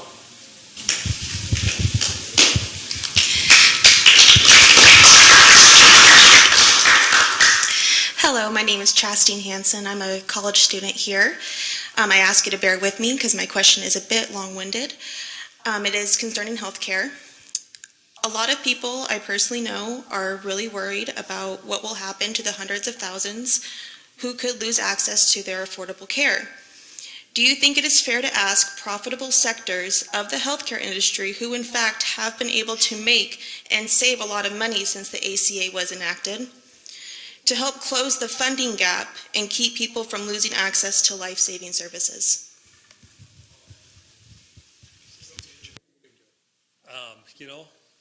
I will give it a shot, and probably both of us, because healthcare, I'm finding out, is well, I knew this already because I purchased healthcare, is a monster that we've still got to figure out. I think the ACA still needs some tweaking. I don't know whether that's a total overhaul and replace, like what the argument's going on in Washington, but I think it could do better. I think we're in a situation right now where I would love to be able to say Medicaid needs to expand. We need to cover more people, but the state doesn't have any money. Regardless of a 30% increase in the general fund budget over the last 6 years, we're still facing a $1.8 billion gap. And part of that is Medicaid, because the federal government, as we had been told, they're doing exactly what they said they would do, and they're pulling back to get to this 90-10 split. Not a surprise to us, it's just poor planning. So, yes and no. I don't have an answer for you. There are people much smarter than I. There are people in the healthcare field that are working on local issues right now, and hopefully Washington will come up with something. So maybe Senator has something more specific with his 12 years of experience as opposed to my 6 months. But right. It's got nothing to do with 12 years. I sit on the work group that's working on this particular issue. So let me go back to the first thing so that I can reassure everybody that we're talking about. Once again, the combined budgets for the last biennium, because we got a biennium the last 2 years, for DHS and OHA is $19 billion. $19 billion. A lot of money. The shortfall that we face now after the income coming in federal matching dollars is we need about $21 billion to do the exact same services that we have today, which was what you're talking about in the Affordable Care Act. Despite the fact that all the rhetoric, the Affordable Care Act hasn't changed one bit, one layer, Obamacare, or the part of the call. The issue, as I pointed out earlier, young lady, is that we are short about 8% of that budget. We're short about 8% of that budget, and they want to cut 1/3. There's 1 million individuals on Medicaid enhancement in the state. 1 million individuals. They want to cut 334,000 out of there to save 8%. You and I both know that's not true. The people in the Capitol know that's not true. The difference is that when you get down to the 334,000, we're not going to put them off. It's not going to happen for the most part. There might be a few people, and how that few people really works is they don't sign back up for the program because the federal government mandates that every one of those individuals sign up every year, and the loss is they didn't go sign up for that deal. Now, the solution you asked about, the answer is absolutely yes, and it's not corporations. So what you need to understand is that is Peter here from the hospital? He left. Okay, so we have 2 profit hospitals in the state of Oregon. Let me say that again. 2, you see that number? 2 corporate profit hospitals in the state of Oregon, and we have just about 28 other hospitals that are nonprofits, either A, B's, or C's, and C's are little, A's are big, so you understand. So the corporations you're talking about don't run the hospitals. That doesn't matter to us because the point that you raised up is they got a ton of money, like the $250 million in mental health care money we gave them, and they did nothing with it. So you pick your poison, whether it was the 2 corporate hospitals that stole the money or the other 28 of them. But this is what is happening and exists today, and you just don't know it, is we have what's called a provider tax. And what that is a federal matching fund in which those nonprofit hospitals, and you already said, those nonprofit hospitals pay the state a tax today. We take that tax dollars, and the federal government, both the Bush administration originally, the Obama administration, and today the Trump administration, and even the plan they have in the future, is we match that money at a 3-to-1 match. The plan to find that little piece that's not the 8% that's left over in there is we are negotiating with the nonprofit, where I said nonprofit hospitals to increase their assessment up to 5.9%. We then take that money and match it against federal dollars from, quote, the evil Trump administration, if that's what you want, or the previous Obama administration. I'm not talking about you, lady. We need to just calm down and look at the solutions like you do at college and analyze it.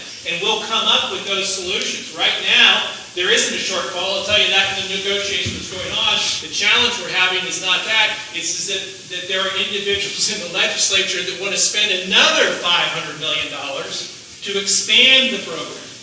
And that's the area we're having. But I can tell you right now, the way it looks in the legislature, none of those individuals, other than those that failed to sign back up on their own accord, are going to lose their health care. That's what the plan is today. It's fairly well advanced down the line, and they do get taxed already. We're just going to, yes, I'm going to vote for tax increase. Please, whatever you don't like, we're going to vote for that tax increase. And just so you know how that works, is that money is then increased. It's then once again matched by the federal dollars, and we give it right back to the same healthcare people to provide the services you're talking about. It's basically a self-imposed penalty on themselves. That's how it's going to work. That's how it works now. Thank you. My name is Charlie. I work in the entire county. I drive all over the place. And I was talking to an employer earlier. Let's see if I can get this far enough to where there's no feedback.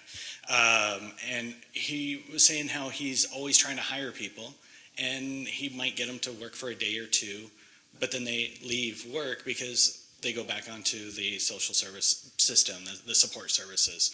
And I know I was on the support services while I was in college, and I was penalized for getting a raise by much larger than what I actually got the raise for. So I lost $400 in SNAP benefits for a $100 a month raise. So I said, I don't want the raise so I could keep feeding my family. How do you think that we can fix that system to increase the individuals to get back to work, which would also solve the issue earlier of we've got to increase taxes when we actually could just increase taxpayers? Growing the economy, creating jobs is key to funding schools, funding medical, and all the other things that we need to do as a government. What you're talking about is this transition from people who need assistance, and justifiably so, and I think it's our job to take care of and help people along, but there's a transition point on how do you get people to step out, because it costs and it hurts sometimes.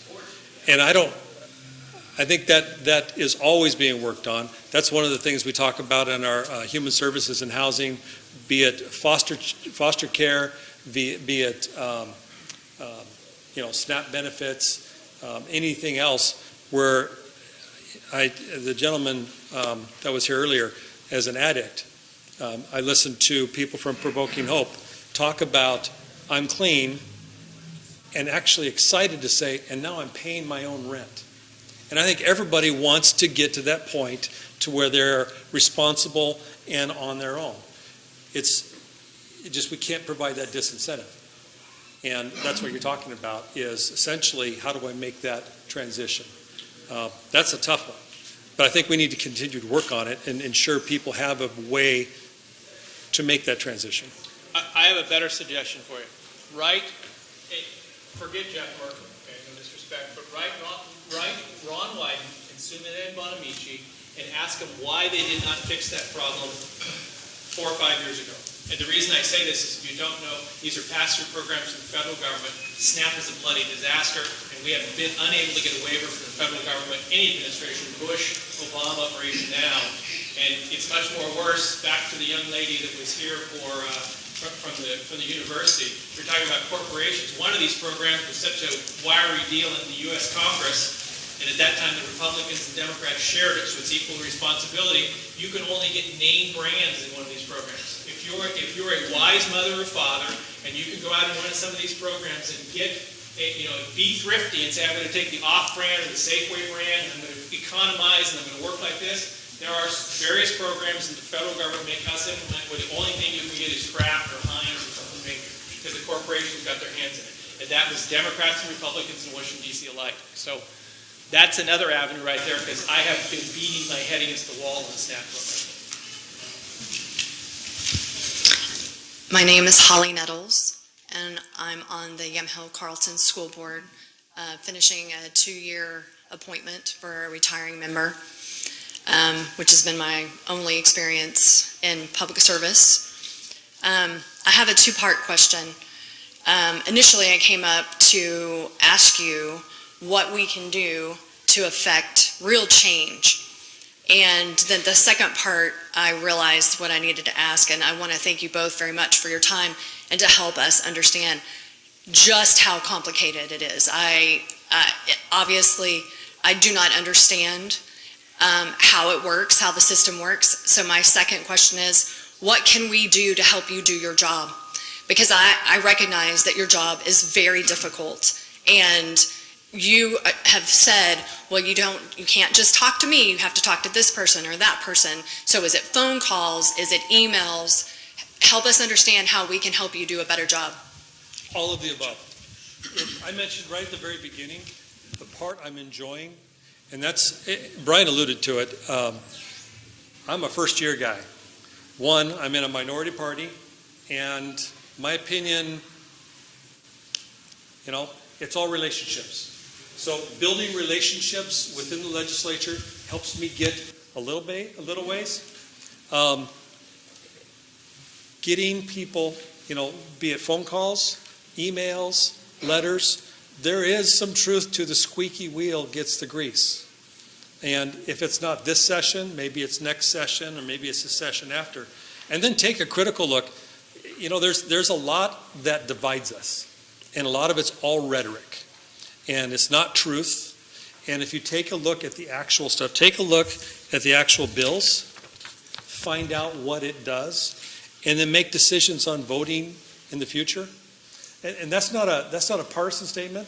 Elect people that actually represent you and that are going to work hard on your behalf. But we need your input. We need your interaction.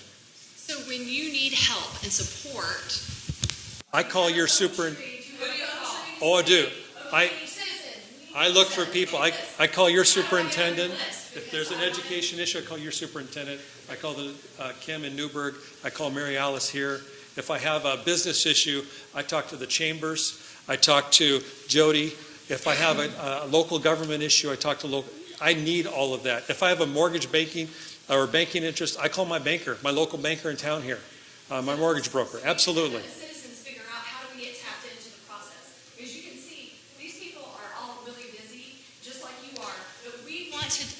change. We just don't know how to do it. So I will give you right now tonight, if you want to be part of that, I have 2 people right over here that are glad to take your name and write it down. And I'm serious, because that's what they do during the day. I meet with people, I get business cards, they write down names, and then when we have an issue that they have expressed an interest in, we contact them. Okay. Absolutely. That's fantastic. That would be great. Before we start, we're on a time thing, so at 8 o'clock, those who haven't left, I'll tell you exactly how to answer that question, because there's even a better mechanism that I guess most of you don't understand, and we'll wait till 8 o'clock when everybody's supposed to walk out, and I'll explain to everybody how you can get involved on a daily basis. More so than you ever wanted to know. Yeah. Thank you for serving on the school board. Yes. I'm here to talk about HB 2927. Oh, first of all, I'm Tara Patterson. I'm from rural Yamhill. And HB 2927 supports the National Popular Vote Interstate Compact. And what that is a way to make the winner of the presidential and vice presidential national race rely solely on the national popular vote winner and not the Electoral College. And I believe Senator Boquist supports a Senate version of that, and I would like to know if that is, or sponsored a Senate version of that, if that is the same as the HB, the House bill, or if it's different, what's different about it, and also if Mr. Noble supports the national popular vote. I don't know what the House bill looks like. I am one of the sponsors, have been for a long time, of the national popular vote. For those of you who don't know, Oregon screwed up how this whole thing did back in 1907, 1908. It's called the Oregon and California Railroad. Some of your commissioners will recognize this. What happened was a major nationwide railroad scandal sent congressmen, governors, and U.S. senators to jail. 1,000 people were indicted, 100 went to jail. It was right here in Oregon. It was the Oregon and California Railroad. At that point, some of the lands got taken away, the county lost some of their benefits. The most interesting thing that came out of that debacle, and it was on the front page of the Oregonian in 1906, 1907 that brought it out here, is everybody looked at the United States senators who used to be appointed, let me say this, used to be appointed by the legislature, that's why they called it states' rights. U.S. senators were appointed by the legislature and they had to answer back. That was the balance of power back in Washington, D.C. and states' rights. What happened was when the crooked politicians back there, not saying they're not crooked now, by the way, okay? When the crooked politicians back there got caught doing this, there were a series of states who decided they should popularly elect their United States senators and disconnect with the states' rights issue. The Electoral College was directly tied to those two processes right there. It's been out of whack since then.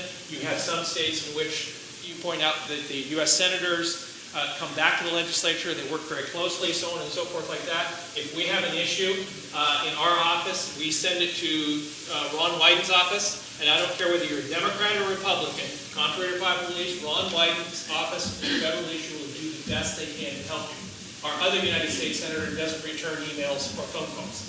And so you asked about the not for popular vote. When that got disconnected, it created a major problem. And so that's why many of the issues you have, if you think about it, SNAP program, federal program, Affordable Care Act, all of that would be integrated better with the states had we had an integration mechanism, but we lost that when the Constitutional Amendment, after the ONC scandal in this state. Just so you know, for you ladies, we also did the right to vote for women's right to vote, started here with Ms. Dunaway, right here, in fact, in this county here in the nation. So my response to the national popular vote, I'm not opposed, but I think we need to be cautious for exactly the reasons that Senator Boquist mentioned. We have three equal branches. One is elected directly, both representatives and senators, congressmen, and then the Electoral College with the president, and then the Supreme Court is appointed and then confirmed. Oregon runs differently. Oregon is a true democracy. It's a popular vote by the Supreme Court justices, the governor, and representatives and senators. So I think as we move forward with something like this, we need to be very cautious to make sure that we don't create a problem, and actually a larger problem, from what happened when we changed the appointment to an election of senators and change the president and then the Supreme Court, and ensure that we have three equal branches. Because right now I don't think they're all three. Fortunately, we don't elect an emperor. We elect an administrator of the executive branch who we call president, and sometimes gets more perception of power than I think he or she really has, because we have still the legislative branch. And the legislature there works a whole lot different than the legislature here. They have more power. You don't see hearings in Oregon, otherwise you would have those. You would see Senate hearings talking about different branches of the executive. So I just think we need to be very cautious and not create a problem 20 years down the road that's going to be worse with an imbalance of power. So in theory, you would support a popular vote, but maybe not this bill? I think we're and no offense to anybody here, I think we're short-sighted in focusing on, no offense, Senator. I think we're short-sighted in focusing on one branch of government and not looking at the whole thing. Good evening. My name's Kim Morris, and I am a local business owner. I started my business 30 years ago. My concern is Senate Bill 828 and predictive scheduling, where it would make the employer require a 14-day schedule in advance for their employees. If they were to change, the employer would be penalized. That would be very difficult for a business such as mine, and tourism, which here in Yamhill County is becoming increasing. For example, the seasonal and also the weather. The weather affects a lot of jobs. The month of February, we hardly make anything. We try really hard to keep our employees working. It snows, we can't work, we're going to be penalized. We're not going to be able to make money, but we're going to have to spend money by paying them. I know there are employers that may not deal with their employees as well as I would hope, but I'm afraid that putting in bills like Senate Bill 828 would penalize all of us for that, and I also think it would affect unemployment, where we would allow employees would be laid off because we would want to keep what we have and make sure that we can employ them. predictive scheduling in the form that I've seen so far, and I actually had someone in my office right before coming here tonight talking specifically, actually lobbying me on their behalf is, and I understand there's been some amendments to the House version that I haven't seen yet because I'm not in that committee, but I have some concerns based on my history in providing 24-hour services in a public safety arena where staffing is driven by totally circumstances beyond our control. We respond to a situation. And there are other businesses, there are other government operations, but there are private businesses that have a similar type of a need where the customer's there, you need people. The other side of that, though, as you mentioned, there are specific businesses and sometimes even industries that tend to see employees as consumables as opposed to an asset. And I think it maybe is worthy of discussion. I don't see any bills so far that I've read that actually deal with that and provide that balance, especially when you're talking about hospitals and public safety and other things that I'm familiar with. And then, actually, I'm familiar with the food industry as well, and I think that's probably one of our offenders. I'll answer that at 8 o'clock, and I'll use it as an example. Well, there we go. Mike Morris, local businessman, married to Kim Morris. Mr. Noble? Yeah, absolutely. Mr. Noble is a middle-aged, balding man with a goatee. I have to admit, you're extremely handsome. Get a photo together. Yep, photo ops. I'll be brief. This is a little premature, but I hear coming down the pipe is another sales tax for corporations based on gross sales rather than on profits. Can you address that? Are you on revenue? The revenue work group is comprised of 3 senators and 3 representatives. Oddly enough, it's 2 Republican senators and 1 Democrat senator, and then 1 Democrat representative and 2 Democrat representatives and 1 Republican representative. It's an interest. You raise the issue of which is actually either gross receipts tax, VAT, which is value-added tax, or it's a CAT, which is commercial activities or corporate activities, a whole bunch of varieties. It's Measure 97 is what it basically is, right? There's a whole series of discussions, and they just say there's nothing on the table and nothing off the table.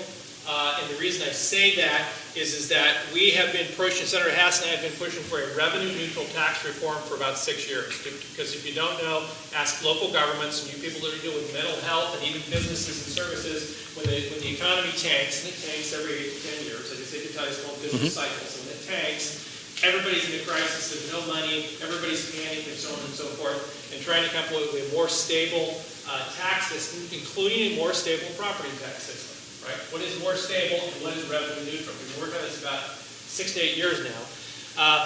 And so there's all kinds of discussions going on. There haven't been any decisions made, and it's all been revenue neutral.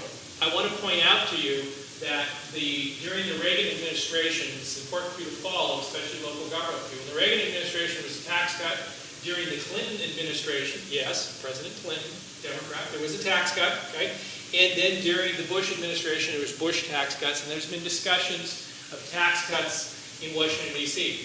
The most popular tax cut being proposed in Washington, D.C., this is important for you, is called the Blue Dog tax cut. That is a Democrat-Republican proposal that came out of the Obama administration. Okay? That particular proposal, if you cut federal taxes, business people will understand that, if you cut federal taxes, state taxes automatically go up. And how that works is very simple. If you're paying less to the federal government, you have more revenue, and the state taxes you more revenue. So in very short, we get money back when they cut taxes. The tax plan that's being discussed right now is based on the premise that they're going to cut taxes at some point, and believe it or not, even the Democrats that are in the chambers are saying that we in turn cut taxes to the local population. Now, of course, I just want to point out, the state government is not that generous, and so they won't cut all of it. What their discussions is they cut part of it out and use part of that to fund basically K-12 education, PERS recovery, and float some of the other programs that are out there. So oddly enough, not only is there corporate activities and gross activities, it's revolving much around what is the size of the tax cut going to be when the feds do something at their end. Yes, ma'am. Evelyn Green, and I appreciate you both being here. My question is kind of a two-part question. There's a lot of talk about there being a deficit in the school funding. I have a child who I constantly hear by the teachers that there's not enough staff, there's not enough teachers. The first part is that true? And if it is, what are you doing right now to bridge that deficit or to increase funds for our schooling? Yeah, we'll want a subcommittee, yeah. I can do that, I'll do that. This is the money So, guy. no. So, the general fund that we've been talking about is approximately $19 billion out of the total state budget of what, 72?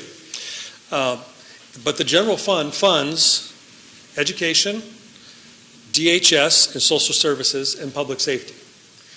I had an opportunity to speak to the Education Policy Committee last week, really just to get and know my support.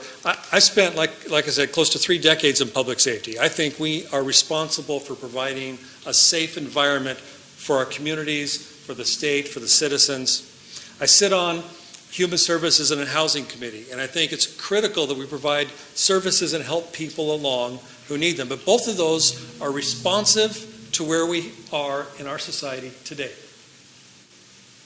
The only thing the general fund budget funds that has anything to do with tomorrow is education. And back in 1999, and it's probably more than 12 years ago, we approved the quality education model. And every year since, we've funded that at 70 to 75%. So we have established all these standards and expectations, and we've funded it here. In fact, over 10 years, as a percentage of the general fund, education has gone down over 6%. DHS has gone up over 250%, so now we're back to where did the money go, because I haven't seen an increase in performance of 250%. So education, you can talk about is it funded enough? Are there efficiencies? Can we do a better job? Absolutely. Graduation rates are going up and we're still 3rd worst in the nation. And that's the only thing that's going to make a difference if we invest in education today that will change maybe our public safety needs and our social service needs 20 years from now. The hard part is you can't just infuse education and not deal with today's issues in public safety and social services. But we have to figure it out. If it's going to be a priority, we need to make a priority for our future. Your little one there. Yeah, but how are we going to fund that? Where is that money coming from? And that is the big question of record revenues and still having a $1.8 billion gap in our spending right now. And that's really the big question in the legislature right now. So there is a gap. Tax increases, cutting programs, we've got to figure that out. Let me give you a slightly different perspective. And obviously at 8 o'clock I won't have to give you because I get done with this, the school board members will walk out. We need massive education reform. And I mean massive education reform. We need, our classroom sizes at the bottom end in elementary schools are too large. There's not enough one-on-one, and we haven't funded it adequately at the bottom end. And that is the single most important thing. School board members, teachers, I don't know who you are, even parents who've raised kids, those first foundational years are the most important ones. Our class sizes are too large, and we have wasted money elsewhere. At the opposite end of the spectrum, how many of you have college students who have gone to school and now have college debt? Oh, not. College debt. Who has college debt? If you guys don't know, the average person out there has got $100,000 in college debt. And when some of us that are old, and we'll just take both of us, some of us that are older and don't politically agree, but we're older, we went and got a 4-year degree, you went and got a job, and we're part of society, and the university system now is created, we're going to have 5 years, 6 years, 7 years of university to do what all of us old fogies got in 4 years previously. And then they've indebted these people up to their eyebrows. We have all of this student debt all the way across the board, when the education dollars for a state need to be spent at the bottom end of the spectrum. And we, the legislature, are just as guilty. I probably voted on bills too that have told teachers and school districts, you got to teach this thing and you got to teach that thing and do this and do that and be the social engineering experiment and all the rest of the thing. And the poor teachers, yes, I'm supporting the teachers. The poor teachers are out there trying to do babysitting jobs, social engineering, and teach at the same time. In the meantime, young lady, though, because we don't have education reform, we have to come up with mechanisms to at least fund K through 12 adequately across the board. The legislature, if it wanted to, and the majority wanted to, could pass the education budget. School board members, you know this right here. We're going to sit around for months and months on end, and June 15th, you have to get your budget done by state law, right? In many sessions, we don't even pass the budget till after that date. It's an irresponsible legislature, both Democrats and Republicans, by the way. But the problem is that the majority that's there is too concerned, once again, of trying to balance. So we're spending a little money across the board instead of just saying, all right, universities, you're on your own. You have to finance yourself. You're going to have to stand on your own 2 feet, and we're going to focus on fixing K-12. When we get K-12 fixed first, then we'll come back and address the other issues around it. Sounds good. Where's that bill? I sponsored it. It hasn't gone anywhere, by the way. And the bill I was speaking to actually was a referendum to the people to vote on funding schools first. It got me a hearing. I don't think it's going to go anywhere else. Thank you guys for coming. My name is Leanna Gottney. I'm not here representing, this country. I'm here representing myself in McMinnville. I'm a business owner. I'm a part of the chamber. I also do business consulting, so I understand some of the laws that come along with owning a business and running one. But the perspective I'm looking at is ADA compliant. My mother, I also take care of her, and I'm in college. I'm a busy lady. But with my mother, she's disabled, and she's had some experiences here locally, and we haven't had the ability to report on these. We actually were in a business spending quite a bit of money there and couldn't use the bathroom. A very simple human function, and my mother was told to use the business across the street. My mother has COPD. 43% of her lungs work. She uses a walker and was told to go across the parking lot, across the street, to use the bathroom after we've spent almost $300 at a business. This was a very large national business that we were told we couldn't use their bathroom because they had files that were there. My concern is we as regular everyday people don't have an outlet. Squeaky wheel gets the grease, here's the squeaky wheel.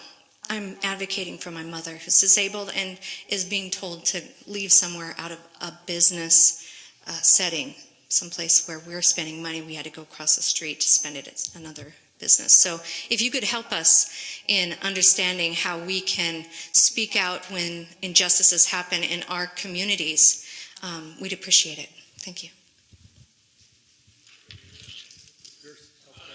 So you want to help we'll go around.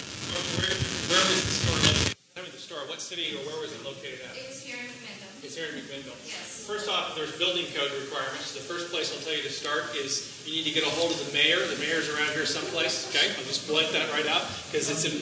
By the way, we called city and state, and no one has returned our calls over the issue. We even called the business main line and reported it. Nothing happened. Who'd you call at the state? At the state level? Yeah. It was Consumer Affairs. Okay. If you go, you obviously have a computer or a phone. Yes. Okay. My email address is online. If you email my office, we'll turn around and ask them, and generally they'll ask us, especially since we have tax bills and they want money. Yeah. And we'll They try listen to give right you an now. answer to your question and start down the road to find it. Plus, there's a federal number that we can actually give you too on the federal side that can do that. And that's the sort of things that we can do because, see, though we can't go change the laws, many times, like you know, ma'am, we have a Rolodex and we can at least get the squeaky wheel going and say, hey, this is the right person to try and contact and reach out. A lot of people get mad because we can't give them the answer, but we can help you find people who can try and give you the answer. So, when I can't resolve on this level, we just keep moving up. Absolutely. For the city, I would also contact city administration, city manager, and then the first and third Tuesdays of the month, right in this room, is a good place to be. Thank you. Thank you for your comments. My name is Helen and I have 2 questions. we can hear you, ma'am. Your voice Go is ahead. louder than you think. Yes. Well, I'm the last one, but I will say I can talk louder. I'm concerned, I'm retired for a long time, but I'm concerned about social workers who have a caseload that is 3 or 4 times larger than what you're supposed to have. And that's my first question. What can you do about it? And then the second one has to do with taxes. I don't know whether you want to answer the first one. I can answer the first one. Can you repeat it? Because we Yeah, I will repeat it. It has to do with workloads on social work and DHS, I'm sure you're talking about. Actually get to hear their budget and talk to them in human services and housing. And I think if you've read the papers, you understand that DHS is going through some changes, system-wide changes. They have a new director right now. They've got some other new staff. We had a bill that we moved yesterday regarding training.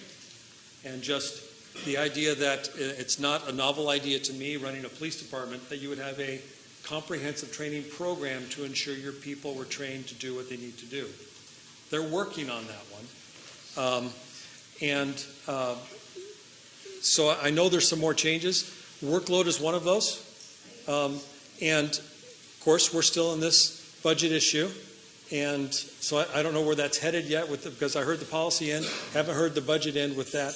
But I know that there are more changes planned and probably more personnel changes planned as well with that department. Do you have anything to add with that? One of the problems at DHS and most of the social support programs around there is all of the economists and all the directors have been telling us that the economy improves, that the workload's going to go down. And frankly, we have not seen any improvement at all. I keep telling my Democratic colleagues across the aisle from Portlandia who say happy days are here again in the Pearl District, saying, okay, wait a minute, it's not that way out in Sheridan, it's not that way in McMinnville, it's not that way out in Dayton, and so on and so forth like that. And many of the individuals who have the ability to make some of those changes keep thinking, well, it's going to sort of go down. In the meantime, a good example of that is Representative Kenny Geyer, who I'd say is fairly liberal, I would have to say that, from Portland. She and I have been trying to work together with Representative Johnson and Representative Huffman, or two other Republicans, and trying to come up with a new model for the delivery of human services. Something that is more streamlined, something that assumes businesses, this assumes a little more risk, assumes a little more fraud, but is more streamlined and in the 21st century in which you can deliver it faster, quicker, and less expensive. But actually then when you do that, you save money and you can actually provide better helping hands up. Because as you know, many of our programs, as soon as, like the young man that was out here, as soon as you get one benefit, like a $100 raise, they take $400 of your help away, which is the exact wrong. The government ought to be doing inverse to this. It ought to be reaching out and say, as you prove, we're going to help you until you get to the point where you can sustain yourself. And we do that very poorly, despite the rhetoric of both parties. My last question, and because I'm the last person, I want to say, I like Texas. I think people love their parks and their swimming pools and all the recreational things. And yet, a lot of people don't want to pay for that. So I just wanted to throw that out. Maybe you could explain it. I think you probably made a great statement. I haven't seen people who are afraid of taxes as much afraid of the government. Because, right now, tell me, how many have the utmost confidence in state government right now?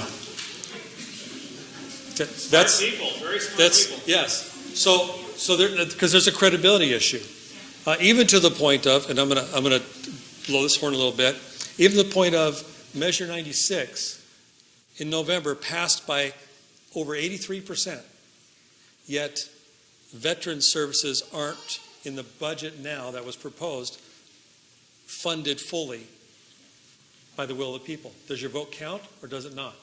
Now, hopefully, actually, we're both interested in making that change, but you already heard who controls the budget. We're going to push, and we have some amendments. But the reality is, until we actually follow through, we still won't have credibility, and I don't like my dollars being spent that way. So I understand the desire I love parks.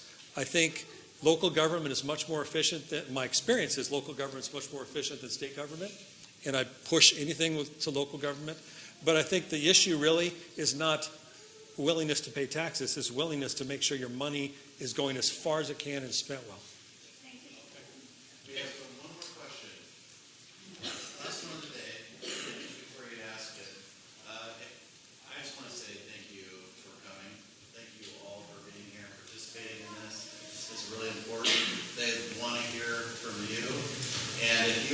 have a question or a comment that you didn't get out tonight, we have cards on the back table. Please write it down and put your contact information on there, and we'll route that to the representative and senator here to get answers to you.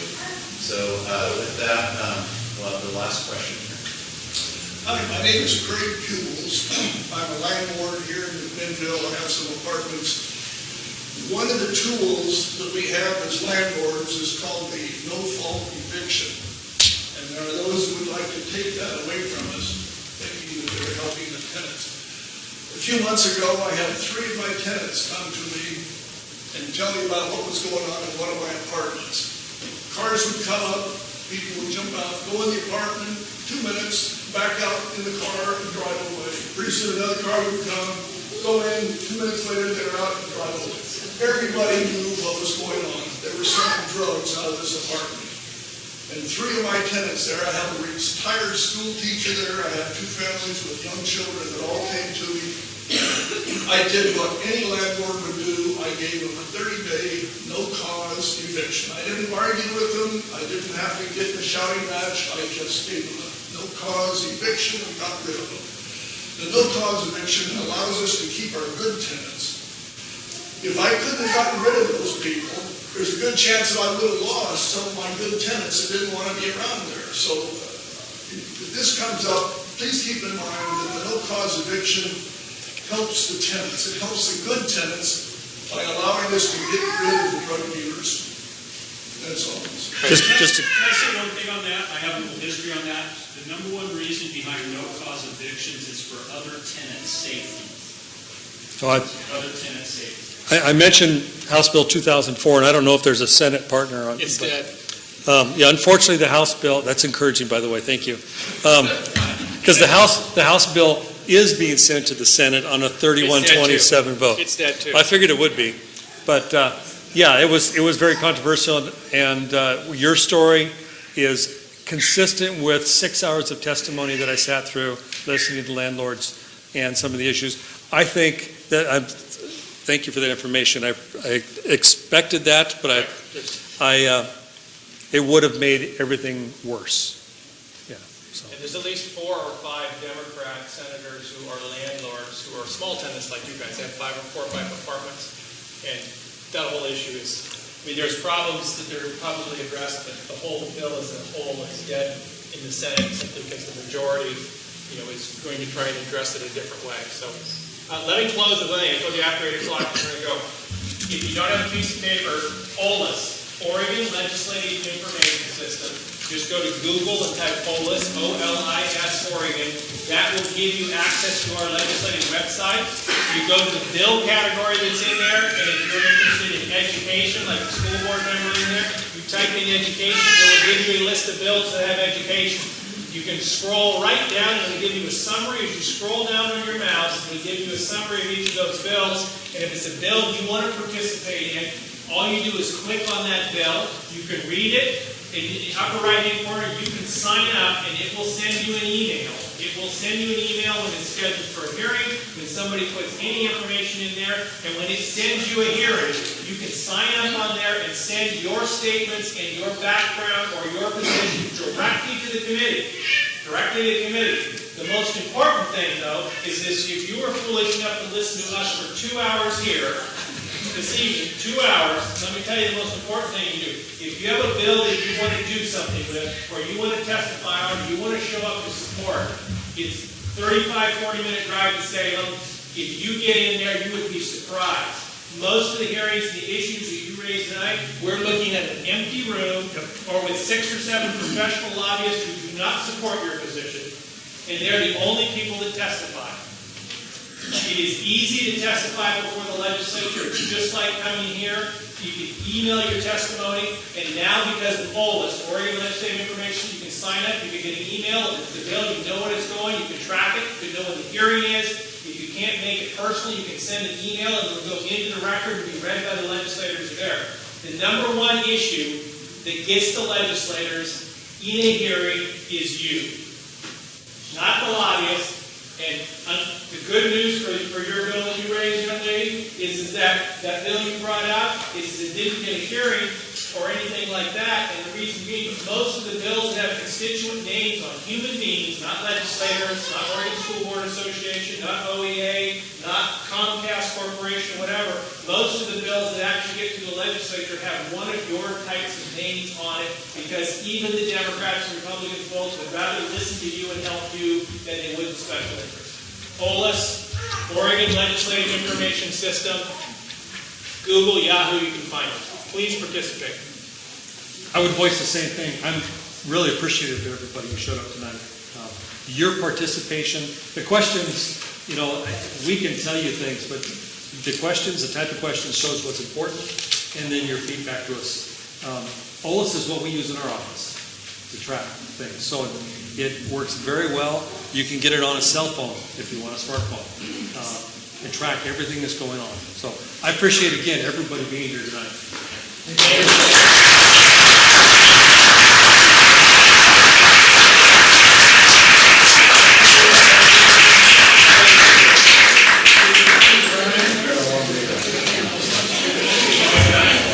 Makes a real happy life.